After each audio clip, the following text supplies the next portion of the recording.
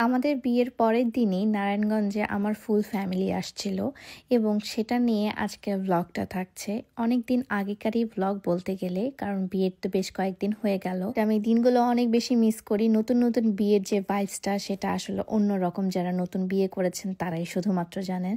তো আমার জামাই এখানে সুন্দর করে রেডি হচ্ছিল আমার ফ্যামিলিকে রিসিভ করার জন্য। তারা অলরেডি অন দ্য ওয়েতে ছিল। আর এইদিকে আমি আমার শাশুড়িকে সুন্দর করে একটু মেকআপ করে দিচ্ছিলাম, কারণ সে বলছিল আমাকে একটু মেকআপ করে দাও, একটু হালকা করে। একবারে রেডি হয়ে যাই, সুন্দর একটা লাল টুকটুকে বউ সেজে ফেলি। কারণ হচ্ছে সেই দিন যেহেতু আমি একদম নতুন বউ, মানে বিয়ের পরের দিনই একদম নতুন বউ, সেজন্য আমি একটা লাল শাড়ি পরতে বেশ পছন্দ করছিলাম। এসে দেখি যে হচ্ছে মোমো আপুরা সবাই চলে এসেছিল এবং এসাও চলে এসেছিল। এবার আমাদের ফটোগ্রাফার ভাইয়ারও চলে এসেছিল। আমি একটু ছবিগুলো দেখছিলাম যে কেমন লাগছে আমাকে। ফটোগ্রাফার সিফাত ভাইয়া আসলে আমাদেরকে পিকচারগুলো বের করে করে দেখায়। তারপর চলে আসে আমার আম্মুরা। আমার শাশুড়ি সবাইকে রিসিভ করার জন্য গিয়েছিল এবং তারপর দেখি যে কে কে এসেছে সবাইকে আমি ওয়েলকাম করছিলাম এবং সবার সাথে কথা বলা ট্রাই করছিলাম, কারণ হচ্ছে তারা সবাই আমার জন্য অনেক বেশি স্পেশাল।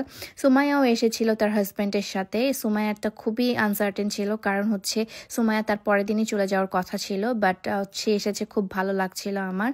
তো এখানে হচ্ছে সবাইকে আমি খাওয়া করতে বসাই দেই এবং খাওয়ার জন্য বলি যে কে কখন খাবে, তোমরা ঠিকঠাক মতো নিয়েছো কিনা সেগুলো আমি দেখি। এবং প্রতিটা কথা আসলে আমি সামিউলকে যাই জিজ্ঞাসা করি, বাট ও বলতেছিল যে তুমি কোনো টেনশন করো না, সবকিছু আমি ঠিকঠাক করে নিব, তুমি জাস্ট রিল্যাক্স থাকো। কারণ আমি অনেক বেশি উত্তেজিত হয়ে যাই, সে জানে ভালো মতো।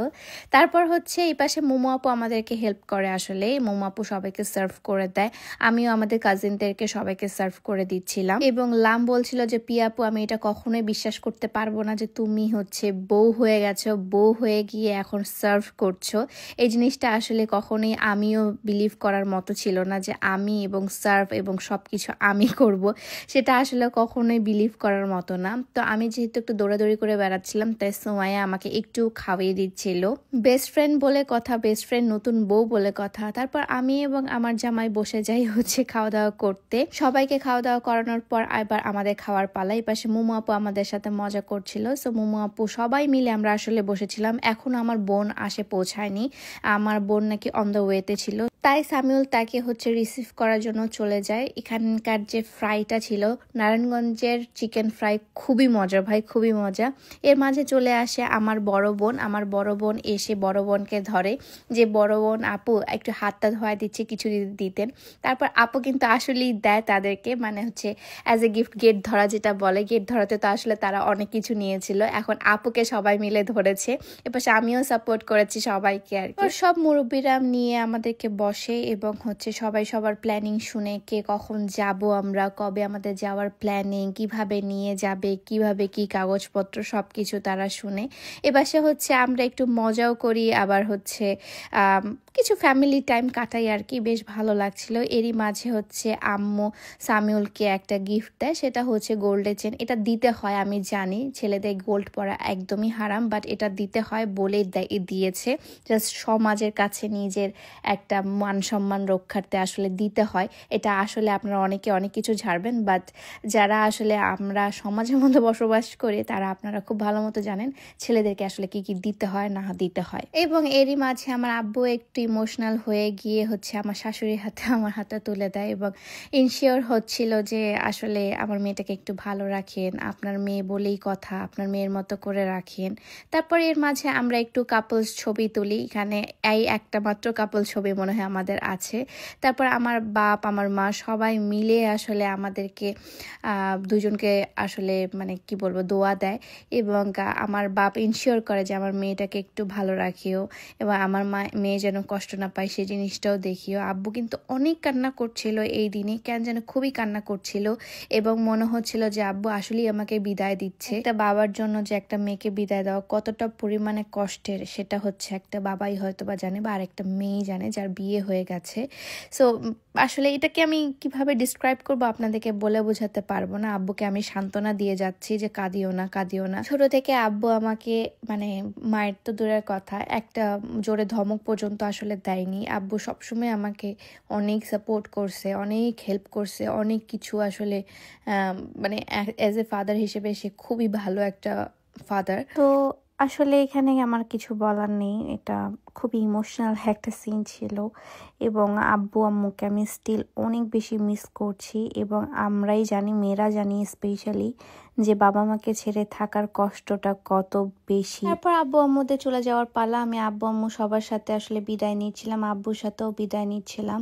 আব্বু অনেক বেশি কষ্টে ছিল, আমার আব্বুর চেহারা দেখি খুব খারাপ লাগছিল। প্রোগ্রাম শেষ করার পর চলে যাই আমরা রায়হান ভাইয়াদের বাসায়। রায়হান ভাইয়াদের বাসায় বসে একটু আড্ডা মারি, কারণ ওই দিন অনেক বেশি বৃষ্টি হচ্ছিল নারায়ণগঞ্জে, তাই ভাবলাম যে একটু আন্টির সাথে দেখা করে যায়, রায়হান ভাইয়ের আম্মুর সাথে। তারপর নারায়ণগঞ্জের বউ নারায়ণগঞ্জ ঘুরতে চলে যায়, মানে হচ্ছে নারায়ণগঞ্জ সেদিন আমি ঘুরতে বের হই। নারায়ণগঞ্জে আমি আগে তেমনভাবে কখনোই ঘুরিনি, আমি 1-2 বার এসেছিলাম, তাও আবার সামিউলের সাথে মাঝে মাঝে দেখা করতে এসেছিলাম, ওর বার্থডেতে একদিন সারপ্রাইজ দিয়েছিলাম, এতটুকুই। কিন্তু যে যাই বলুক, নারায়ণগঞ্জের মানুষ কিন্তু বেশ স্ট্রেট ফরওয়ার্ড এবং বেশ আন্তরিক, আমি এটা যা বুঝলাম। চলুন কিছু কমেন্ট পড়া যাক এখন। সুমাইয়া সুমু আপু লিখেছে, সব মিলিয়ে ভিডিওটা দেখতে আমার অনেক ভালো লাগলো, সিলেট থেকে দেখছি। আবার লিখেছে আয়েশাস ওয়ার্ল্ড থেকে, তোমাদের একসাথে দেখতে ভালো লাগে, দোয়া রইলো আপু, তোমরা সবসময় ভালো থাকো। আবার আলিফাজ লেজার টাইম থেকে লিখেছে, আপনার বাসাটি সুন্দর আপু, আর দাম্পত্য জীবন সুখের হোক, দোয়া করি। আমার ব্লগে কমেন্ট করা 3জন যে কোনো ব্যক্তির কমেন্ট আমি নেক্সট ভিডিওতেও পড়বো, সো বেশি বেশি করে ভালো ভালো কমেন্ট করতে থাকুন। তারপর সামিউলের সব ফ্রেন্ডরা মিলে আসলে এখানে আড্ডা দেওয়া শুরু করে দেয়। আমরা স্টেক অর্ডার করে ফেলেছিলাম, স্টেকের সাথে ম্যাশ পটেটো এবং কর্ন অর্ডার করেছিলাম, মোটামুটি ভালোই ছিল।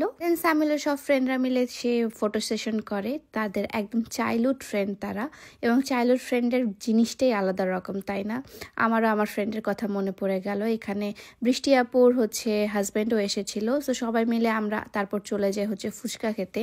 নারায়ণগঞ্জের বেস্ট ফুচকা খেয়েছি এবং নারায়ণগঞ্জের আসলে এই ফুচকাটা খুবই অসাধারণ ছিল। নামটা ঠিক মনে নেই কারণ আমি ওখানকার স্থানীয় না, আর ঘুরেছি মাত্র 2 দিন। এটা মনে আছে চাষারা থেকে একটু সোজার দিকে গেলেই এটা পাওয়া যায়, শাহী মুড়ি ভর্তায় সামথিং, এখানে অনেক ধরনের স্ট্রিট ফুড পাওয়া যায়। তারপর আমরা সবাই মিলে চলে গেলাম বৃষ্টি আপুদের বাসায়, মানে মিস্টার অ্যান্ড মিসেস রাব্বানিদের বাসায়, ঠিক আছে? সো তাদের বাসায় গিয়ে একটু আমরা মজা করলাম। তারপর আমি দেখি আমার দেবর আমার জন্য সুন্দর একটা পায়েল নিয়ে এসেছে এবং আমি এটাতে খুবই হ্যাপি হয়েছিলাম। তারপরের দিন আবার আমরা চলে যাচ্ছিলাম দাওয়াত খেতে। বিয়ের পর যে এই যে দাওয়াতগুলো না, এগুলো খুবই মজার এবং অনেক কিছু খাওয়ার লাগে রে ভাই। দাওয়াতটা ছিল আমারই ফুফুতো বোনের বাসায়, মানে আমারই কাজিনের বাসায় ছিল। তো ওখানে আসলে সবাই গিয়েছিল, আব্বু আম্মু সবাই মিলে ওখানে গিয়েছিলাম আমরা। তো আমরা ফার্স্টে আম্মুদের সাথে গিয়ে দেখা করলাম, তারপর আমরা খাওয়া করতে বসে যাই। আপু অনেক কিছু রান্না করেছিল এবং মজার ব্যাপার আপুরও শ্বশুর বাড়ি নারায়ণগঞ্জে। সো আমরা 2 বোনেরই আসলে শ্বশুর বাড়ি নারায়ণগঞ্জে হওয়ায় আমরা 2জনই অনেক কিছু শেয়ার করছিলাম।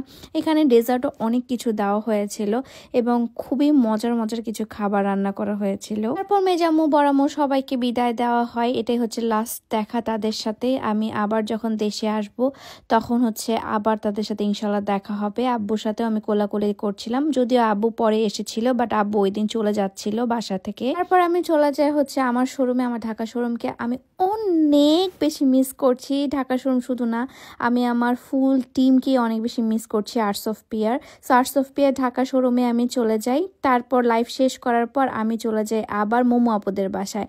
মোমো আপুদের বাসায় গিয়ে সেখানে এত কিছু আয়োজন করেছিল মাথা খারাপ করার মতো, এবং মোমো আপুর জন্য আমি কিছু গিফটসও নিয়েছিলাম। আমি বলবো সামিউলের জীবনে যদি মোমো আপু না থাকতো তাহলে সামিউল আসলে এত কেয়ারিং একটা ছেলে হতো না। প্রতিটা ছেলেই আসলে তার বোনের কাছ থেকে, তার মায়ের কাছ থেকে একটা মেয়েকে কিভাবে ট্রিট করতে হয় সেটা শেখে, এবং মোমো আপু এত সুন্দর করে তার ভাইদেরকে ট্রিট করেছে, মানে তাদের ভাইদেরকে শিখিয়েছে একটা মেয়েকে কিভাবে প্যাম্পার্ড করতে হয়, একটা মেয়েকে কিভাবে ঠিক রাখতে হয়, কিভাবে তাকে আগলে রাখতে হয়, সেটা সম্পূর্ণ মোমো আপুর কাছ থেকে তার শেখা। এবং মোমো আপু কি কাজটাই না করেছে দেখেন, মানে পুরোটা বউ আদরের জন্য সে পুরোটা নিজের হাতে বানিয়েছে, এভরিথিং, মাছ ভাজি থেকে শুরু করে পোলাও মাংস সব কিছু সে আমার জন্য বানিয়েছে, শুধুমাত্র আমার জন্য। মানুষজন বলে ননদ নাকি কুটনি হয়, ননাস নাকি কুটনি হয়। না রে ভাই, ননাসের মতো যদি ননাস আপনারা পান তাহলে আপনাদের লাইফ ঝিঙ্গালালা। সত্যি কথা, অনেক ভালো এবং অনেক সাপোর্টিভ একটা মানুষ, এবং সে আমাদের রিলেশনশিপের ফার্স্ট থেকে সবকিছু জানতো এবং অনেক কিছু সামিউলকে বুঝিয়েছিল, কারণ সামিউল সেই টাইমে খুবই চাইল্ডিশ ছিল এবং অনেক কিছু বুঝতো না। সেই টাইমে মোমো আপু অনেক বেশি হেল্প করেছিল আমাকে মেন্টালি, এবং সামিউলকে অনেক কিছু বুঝিয়েছিল। এবং মোমো আপুর কথা হচ্ছে আমার ভাইয়ের বউ, মানে আমি কোনোদিনও ভুল হতেই পারি না এবং সে আমাকে অনেক বেশি আদর করে, বিশ্বাস করেন। এবং আমার জামাইও আমাকে অনেক বেশি আদর করে। দেখেন আমাকে স্টিল নাও সে প্রতি রাতে এইভাবে খাইয়ে দেয় এবং আমার এটা খুব ভালো লাগে যে সে কখনোই আসলে এটাতে বিরক্তি ফিল করে না। সে নিজেও খায় এবং আমাকেও খাওয়ায় দেয়, একদম পুরো বাচ্চার মতো আমাকে কেয়ার করে। তারপর শুরু হয় আমার আর মুমু আপুর গসিপ। কি যে পরিমাণে গসিপ আমাদের মধ্যে চলে, আমরা দুজন কিন্তু একসাথে হলে অনেক ধরনের কথাবার্তা বলি এবং ম্যাক্সিমাম টাইমই হচ্ছে কত কিছু যে আমাদের এই মধ্যে চলতেছিল এটা যদি শোনাতে পারতাম আপনাদেরকে। খুব ভালো লাগতেছিল তার সাথে কথা বলে এবং তার সাথে আমার অনেক কিছুতে মিলে যায়, কারণ সেও বিজনেস করে, আমিও বিজনেস করি। আমরা বিজনেসের অনেক কথাবার্তা বলি, তারপর শপিংয়ের অনেক কথাবার্তা বলি, অনেক ব্র্যান্ডস আমাদের দুজনকারই অনেক বেশি পছন্দ, এইগুলো কথাবার্তাও আমরা বলি। এবং মোমো আপু বেস্ট একটা ডেজার্ট বানায়, সেটা হচ্ছে নারিকেলের বরফি। আমি মাস্ট সে বলবো মোমো আপু তুমি যদি এটা সেল করা স্টার্ট করো, বিশ্বাস করো তুমি একটা বড় রেস্টুরেন্ট দিয়ে দিতে পারবা ডেজার্টে, শুধু এটা বানিয়ে। এত অসাধারণ, এত মজার যে বরফিটা, মানে অসাধারণ একটা বরফি। তো এভাবেই হচ্ছে সেই দিনের ব্লগটা আমি শেষ করতে যাচ্ছি গাইস। আপনাদের কেমন লাগলো অবশ্যই কমেন্ট করে জানাবেন। Till then tata bye bye, দেখা হচ্ছে নেক্সট ব্লগে, নেদারল্যান্ডের ব্লগে। আল্লাহ হাফেজ।